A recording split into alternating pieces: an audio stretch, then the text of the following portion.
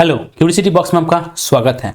अभी हम लोग देखेंगे the fifth topic of this chapter. इसके बाद एक ही टॉपिक बाकी है जो थोड़ा सा एडवांस लेवल का है। फिलहाल उससे अभी क्वेश्चन पूछा जा रहा है, ठीक है। That is the case of compound die. वो हम लोग देखेंगे इसका अगला टॉपिक में, जो होगा इस चैप्टर का last topic. And this is the second last topic. ये जो टॉपिक है that is the minimum diameter of punch और मिनिमम डायमीटर ऑफ होल, ठीक है। तो हम लोग यहाँ पे कैलकुलेट करेंगे कि मिनिमम डायमीटर ऑफ पंच और मिनिमम डायमीटर ऑफ होल क्या होना चाहिए इन case of sheet metal operation. Clear हुआ बात? चलिए देखते हैं। एक बात पहले ये समझिए कि मिनिमम डायमीटर ऑफ पंच जो होगा सेम ही रहेगा मिनिमम डायमीटर ऑफ होल, क्योंकि होल के केस में पंच रहता है एग्जैक्ट, क्लियरेंस हम लोग देते हैं डाई में। तो ये जो चीज है, ये जो मिनिमम डायमीटर ऑफ पंच है ना, ये डिपेंड करता है, this depends upon punch material and also depends upon the material of sheet metal on which the hole is produced। समझ रहे हो बात को? ये जो मिनिमम डायमीटर ऑफ पंच है ये बेसिकली डिपेंड करता है कि पंच का मटेरियल कैसा है, एंड उसके साथ ही जो मटेरियल ऑफ शीट मेटल है उसके ऊपर भी डिपेंड करता है। क्लियर हुआ बात? क्यों होता है ये हम लोग आगे देखेंगे, ठीक है। अच्छा, तो जब हम लोग पंच करते हैं, होल प्रोड्यूस करते हैं, तो हम लोग बोल सकते हैं कि load applied by punch is equal to load applied on punch, ठीक है। ये हम लोग बोल सकते हैं। तो लोड अप्लाइड बाय पंच ये क्या होता है ना, that is sigma C into pi D square by 4 is equal to load applied on punch. ये हम लोग पहले देख चुके हैं। What is the expression of punch load? That is tau U into pi D T, ठीक है।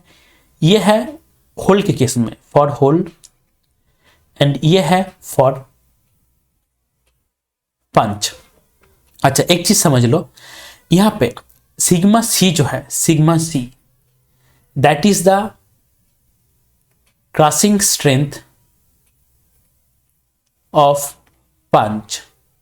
इसलिए मैंने पहले आपको बोला कि आपका जो ये डायमीटर है this depends on the punch material, ठीक है, एंड उसके साथ ही also depends on the material of the sheet metal, ठीक है। अच्छा, अब एक चीज देखो कि sigma C into pi D square by 4 आपका जैसे पंच देखने में कुछ ऐसा है, तो ये अगर क्रॉस करेगा तो कौन सा एरिया पे करेगा? ये वाले एरिया पे करेगा। तो पाई बाई 4 डी स्क्वायर, इसलिए इस एरिया को हम लोग लिए हैं, ठीक है। तो sigma C into pi by 4 D square that is the load applied by the punch and that is equal to load applied on the punch. तो load applied on the punch that is tau U into pi D T. अच्छा, आपको ये चीज ध्यान रखना है यहाँ पे, ये जो पाई डी टी हम लोग लिखे हैं that is for circular whole.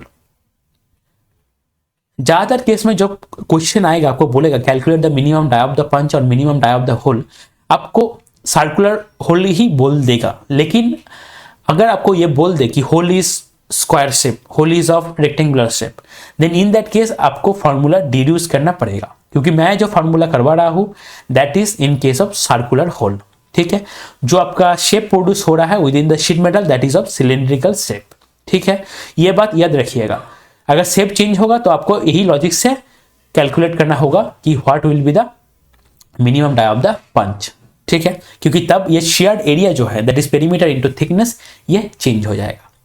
अब देखिए यहां से अगर हम लोग कैलकुलेट करेंगे तो डी का स्क्वायर कट जाएगा, ये डी कट जाएगा, तो डी जो आएगा that will be 4 into tau U into T by sigma C. Tau U क्या है? टाउ यू है आपका, मैंने आपको पहले भी बोला था, that is ultimate shear strength. Clear हुआ बात? मतलब ये चीज को समझो कि डी का जो वैल्यू हम लोग निकाल के लाए that is 4 into tau U into by sigma C, that is this is the minimum die of the punch. मतलब अगला में देखो कि डी जो है that is basically greater than is equal to 4 into tau U into T by sigma C. मतलब आपका D का मिनिमम वैल्यू ये रहना ही चाहिए to be on safe side. मतलब डी का वैल्यू अगर इससे घट गया तो क्या होगा, आपका जो पंच है दैट विल क्रस्ट। ठीक है, समझ रहे हो बात को।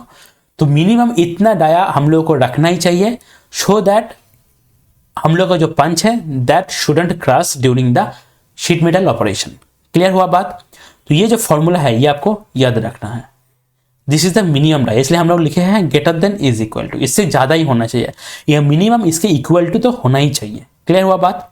अच्छा एक चीज देख लो, कभी कभी क्वेश्चन पूछता है तो ये एक्सप्रेशन को अगर याद रखोगे D is equal to 4 into tau U into T by sigma C, तो आपको यह पता चल जाएगा दैट इज टाउ यू जो है अल्टीमेट शेयर स्ट्रेंथ, इसको अगर इंक्रीज करेंगे तो आपका डायमीटर ऑफ पंच इंक्रीज करेगा। देख रहे हो सीधा, मतलब D is directly proportional to tau U into T and inversely proportional to sigma C.